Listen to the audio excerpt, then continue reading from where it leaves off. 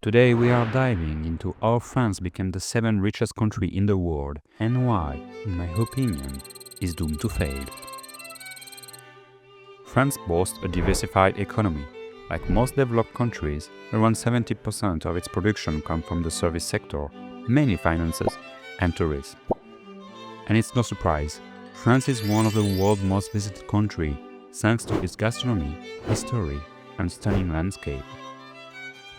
When it comes to industry, France still has some strong champions. Renault and Peugeot in automotive, Airbus, Safran and Thales leading the aerospace industry mainly around Toulouse, and of course, France is also home to world-famous luxury brand. France is still an agricultural top producer in Europe, particularly in wine and dairy. But the real strength of France's economy is nuclear energy. With 56 nuclear reactors across the country, France should, in theory, have one of the cheapest and most reliable energy supplies in the world. Unfortunately, because of France's participation in the European electricity market, citizens still pay high energy prices. Now let's talk about the challenges ahead and why I believe France's economic model is heading for disaster. First, the industry. In the last 30 years, France has lost 2.5 billion industrial jobs. Industry shares of GDP collapsed from 6.2 to just 9.7%. Most of the industry leaders just leave the country, not because wages are too high, but because of insanely high social security contribution and overtaxation.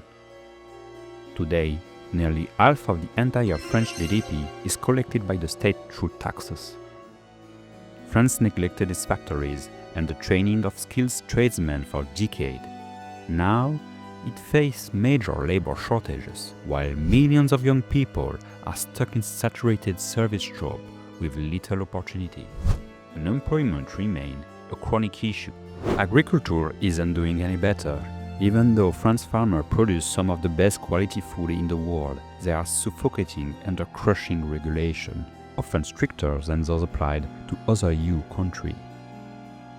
As a result, farmers are getting poorer despite living a life revolved around work, and one farmer in France commits suicide every 2 days, a heartbreaking symbol of rural collapse.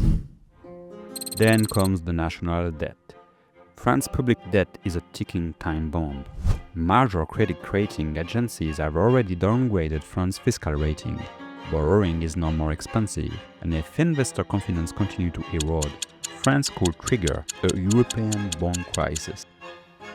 And the pension system is simply unsustainable.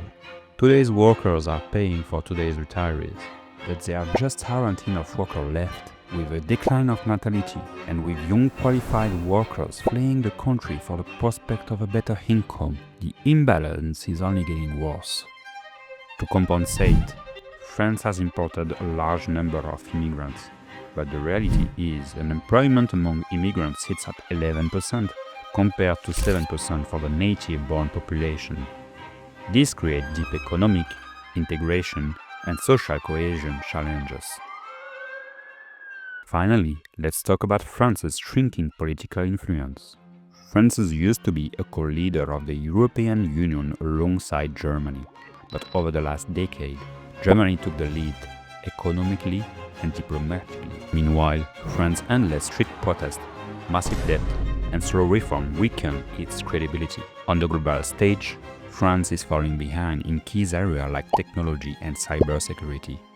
Compared to the US and China, France today feels increasingly sidelined.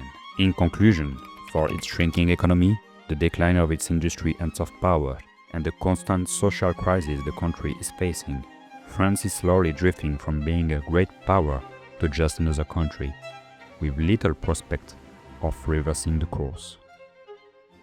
If you liked this video, hit the like button and subscribe for more.